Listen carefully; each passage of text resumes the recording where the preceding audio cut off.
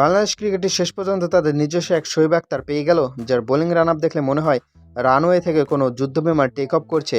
হ্যাঁ, আমরা কথা বলছি বাংলাদেশের বোলিং সেনসেশন নাহিদ রানাকে নিয়ে। 24 সালে অভিষেক হওয়ার পর থেকে আজ 2026 সালে মে মাস পর্যন্ত মাত্র 2 বছরে তিনি বিশ্ব ক্রিকেটে নিজের নামটা খোদাই করে নিয়েছেন। ঘন্টা 152 কিলোমিটার গতি, ভাবা যায়? আজকে আমরা ব্যবচ্ছেদ করবো এই গতিদানমের ক্যারিয়ার এবং তার অবিশ্বাস্য উত্থানের গল্প।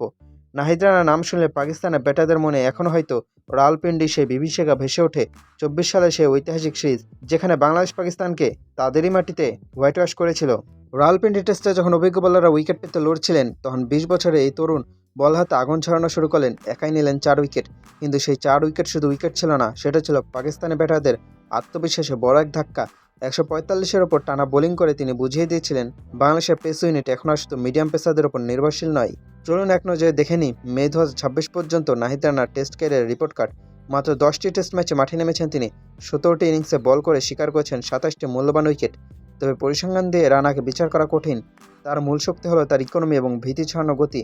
ওয়েস্ট ইন্ডিজের বিপক্ষে 24 সালে তিনি তার ক্যারিয়ারে সেরা স্পেলটি করেছিলেন 61 রানে 5 উইকেট। ক্যারিবিয়ান বাউন্স উইকেটে তাদেরই ব্যাটারদের নাস্তানাবুদ করে সেদিন এক অনন্য উচ্চতায় পৌঁছে যান রানা।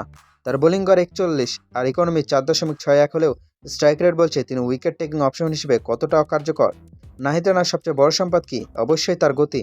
ধারাবাহিকভাবে 145 কিলোমিটার ঘন্টার উপরে বল করাটা এখন তার জন্য ডাল ভাত। তার সর্বোচ্চ গতির রেকর্ড স্পর্শ করেছে 152 কিলোমিটার ঘন্টা। বাংলাদেশের ইতিহাসে এরকম জেনুইন ফাস্ট বোলার আমরা খুব কমই দেখেছি। বিশেষজ্ঞরা বলছেন রানার এই কবজির জোর আর দুর্দান্ত বাউন্সার তাকে আগামীর বিশ্বসেরা বোলারদের কাতারে নিয়ে যাবে। ওয়েস্ট ইন্ডিজ হোক বা অস্ট্রেলিয়া, বিদেশের কন্ডিশনে বাংলাদেশের তুর্পের তাস এখন এই নাহিদ রানা। গতি দিয়ে ব্যাটারদের পরাস্ত করা আর আগ্রাসী ম্যাচে যে উইকেট উদযাপন, নাহিদ রানা এখন বাংলাদেশের তারুণ্যের প্রতীক।